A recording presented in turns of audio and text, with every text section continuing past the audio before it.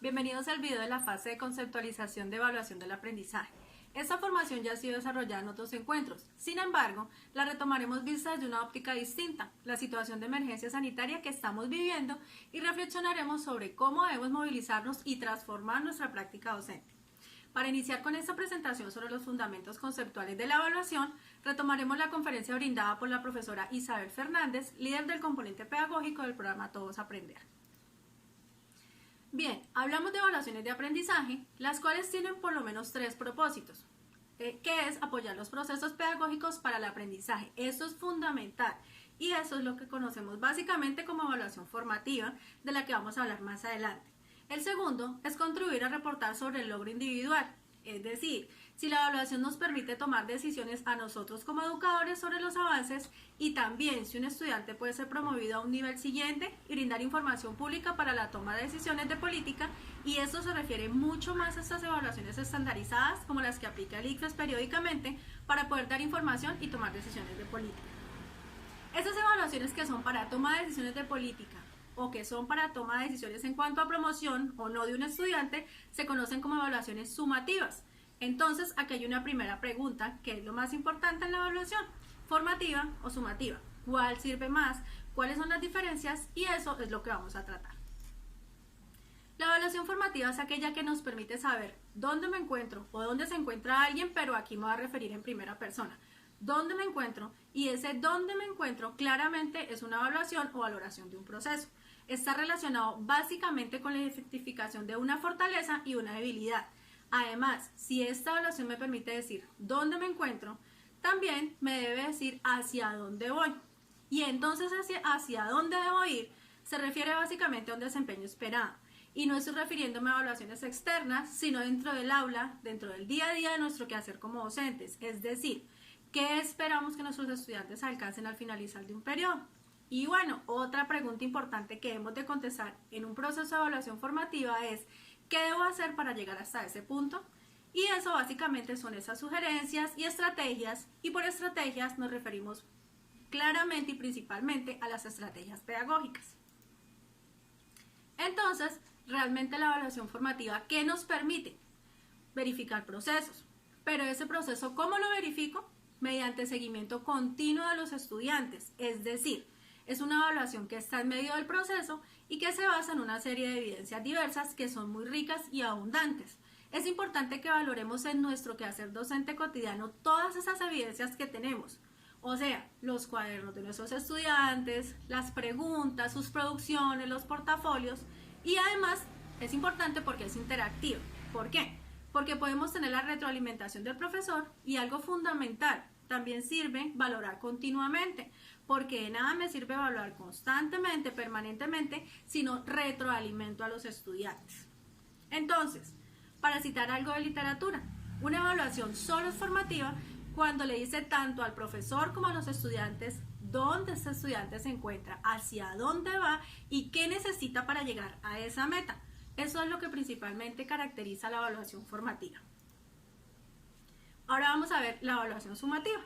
En una evaluación sumativa, la verificación se hace individualmente de lo que saben los estudiantes. Generalmente es al finalizar un periodo, a finalizar el año, para tomar la decisión de promoción, y en general esa información proviene de pruebas o exámenes. No quiere decir que no se puedan usar para la evaluación sumativa la información de los portafolios, de los cuadernos, pero digamos que básicamente lo que caracteriza una evaluación sumativa es que se expresa a través de notas que son calificaciones numéricas y se usa para informar el proceso individual de los estudiantes. Ahora bien, si estamos hablando de progreso, si estamos hablando de valoración, entonces, ¿qué tan distintas son la evaluación formativa de la evaluación sumativa? Claramente tienen diferencias porque se usan metodologías e instrumentos y reportes de manera distinta, pero ambas, tanto la evaluación formativa como la evaluación sumativa, producen información para nosotros, educadores, que debe ser utilizada para el mejoramiento de nuestros estudiantes.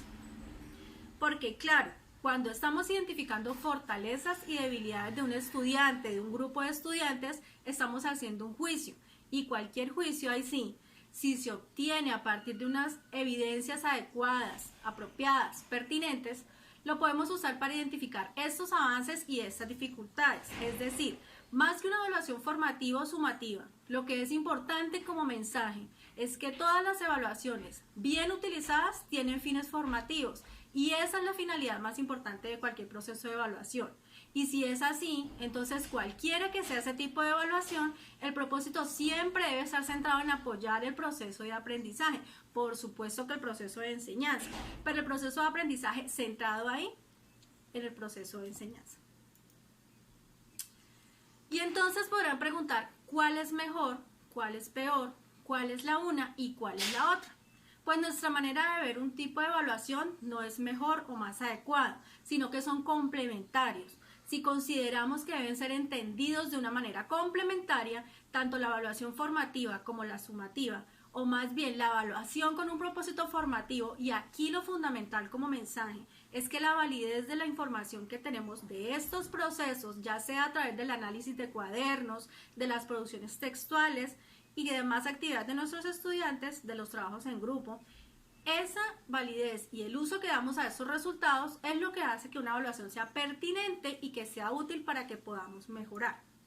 Entonces, a manera de síntesis, la evaluación, independientemente de que sea formativa o sumativa, contribuye al mejoramiento, cuando en el caso de los estudiantes se les da retroalimentación. Por supuesto que es una retroalimentación oportuna, porque de nada nos sirve tener una retroalimentación de algo que sucedió en el primer periodo y esperar hasta el final del periodo para comentar con los estudiantes. Ya eso no tendría sentido. Si lo hacemos oportunamente y de manera pertinente, si se ajustan las prácticas pedagógicas para lograr los objetivos, es decir, que le sirve la evaluación a los estudiantes, pero también al docente y por supuesto a los establecimientos educativos. Y algo muy significativo, reconocer que la evaluación, cualquiera que sea, tiene un impacto sobre la autoestima y la motivación del evaluado. Por eso es muy importante que esta evaluación tenga asociada una evaluación alineada con los objetivos del aprendizaje, pero también con unos procesos de retroalimentación que consideren los procesos personales de cada estudiante en términos de autoestima y motivación.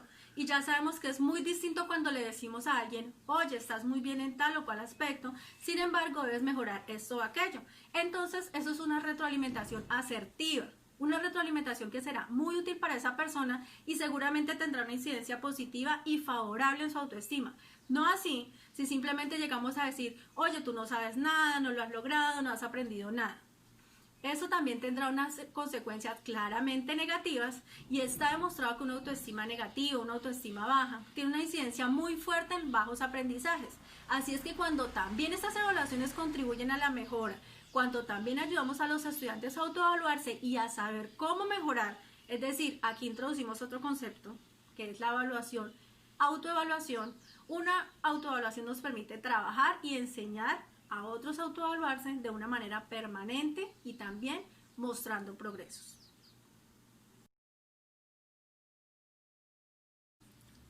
Bueno, ya conceptualizamos de forma muy rápida la evaluación de aprendizaje. Ahora nos vamos a referir a la evaluación en el momento que actualmente afrontamos. Para eso, retomaremos la reflexión presentada por la formadora Joana Cifuentes, donde nos comenta que, como todos sabemos, en el marco de la emergencia sanitaria, el Ministerio de Educación ha expedido unas circulares y directivas, entre ellas la Directiva 05, donde se ofrecen orientaciones para la prestación del servicio educativo en casa. En esta directiva se encuentran algunos anexos, entre ellos el anexo 1, bajo el título Sector Educativo al Servicio de la Vida, juntos para existir, convivir y aprender. Aquí se insiste en la necesidad de priorizar el diseño de estrategias pedagógicas que permitan prestar el servicio educativo fuera de las aulas, de manera que los estudiantes, niños y niñas puedan seguir aprendiendo. Entonces se contempla el diseño de algunas actividades que deben responder a unas características, entre ellas que sean flexibles, estratégicas, integradoras y contextualizadas. Esto es muy importante, que sean contextualizadas, porque se necesita tener en cuenta el momento en el que estábamos y en el que los aprendizajes van a ser desarrollados en el hogar, en unos hogares que tienen sus propias rutinas y su propia cotidianidad, y que además vamos a necesitar como nunca el apoyo de familiares y de cuidadores que no necesariamente tienen saberes pedagógicos. Además de eso, tener en cuenta los recursos con los que se cuenta o de los que se carece, y sobre todo tener presente que en este momento hay una preocupación mayor en la prevalencia por salvaguardar la vida, la salud y el bienestar emocional de las personas. documento plantea ciertas consideraciones que vale la pena tener en cuenta. La primera de ellas tiene que ver con el aprendizaje como potencialidad humana, es decir, el ser humano aprende a lo largo de su vida, aprende a través de diferentes recursos y diferentes lugares y momentos, en diferentes momentos. Es decir, que en este momento es un momento de aprendizaje para el ser humano. Cuando hablamos de ello, no nos referimos solamente a los estudiantes y familiares, sino también a los docentes y a los directivos docentes. Y de allí la segunda consideración que tiene que ver con la necesidad de movilizar y transformar este currículo que fue planeado. ¿Para qué movilizarlo y transformarlo? Para que responda a las necesidades que ahora mismo nos están planteando las circunstancias, para que además se adecue a los contextos y a esos aprendizajes que necesitan promoverse a través del diseño de actividades que sean significativas, que sean estratégicas y que sean sencillas, pero sobre todo que promuevan y fortalezcan habilidades, capacidades y aprendizajes que permitan a los estudiantes asumir la vida, que en últimas cuentas es la finalidad de la educación. ¿Dónde se sitúa la evaluación en toda esta propuesta? Bien, el mismo documento también plantea ciertas consideraciones. La primera de ellas es que cuando sea la evaluación, ¿qué es lo que se evalúa? Y miren lo que dice. Consiste en verificar que lo que se está proponiendo es útil. Eso quiere decir que esas estrategias pedagógicas que se diseñen deben ser evaluadas para saber si son pertinentes, si se cumplió el objetivo para las cuales fueron diseñadas. Es decir, no pensemos que la evaluación es solamente sobre el aprendizaje de los estudiantes, sino que con estrategias que estamos proponiendo también nos corresponde a nosotros los docentes ver si son pertinentes. Por otra parte, entonces se destaca la finalidad de la evaluación que debe prevalecer en este momento. Entonces, ¿para qué evaluar? Porque eso nos ayuda a reconocer aprendizajes, fortalezas, aciertos, desaciertos y debilidades, y ese reconocimiento va a movilizar los aprendizajes, van a posibilitar que los aprendizajes sucedan. Y finalmente nos hace un llamado a replantear la práctica de evaluación y nos dice que no es posible pensar en un método tradicional. Cuando nos habla de eso, entonces, ¿qué nos están diciendo? Nos están haciendo un llamado que no se trata de pensar en la evaluación en términos de calificación, si el estudiante lo hizo o no lo hizo, no en términos sancionatorios, sino en cómo la evaluación va a ser nuestra aliada. Va a ser una herramienta que nos va a permitir que los estudiantes, niños y niñas, aprendan esto que estamos proponiendo, teniendo además en cuenta todo lo que hemos dicho sobre qué es necesario. Ser flexibles, tener en cuenta las capacidades, potencialidades del contexto y teniendo en cuenta que tenemos a los familiares como aliados en un escenario propio con sus rutinas y sus preocupaciones. Todo esto entonces nos hace pensar en una relación entre lo que se plantea y lo que hemos aprendido sobre evaluación formativa. Esto es de los referentes que se dijeron al inicio. Ahora bien, lo que se propone en las guías que estamos construyendo es que haya unos espacios explícitos en donde se ofrezcan orientaciones sobre cómo llegar a esos aprendizajes y hacia dónde van los estudiantes, según las planeaciones que estamos proponiendo.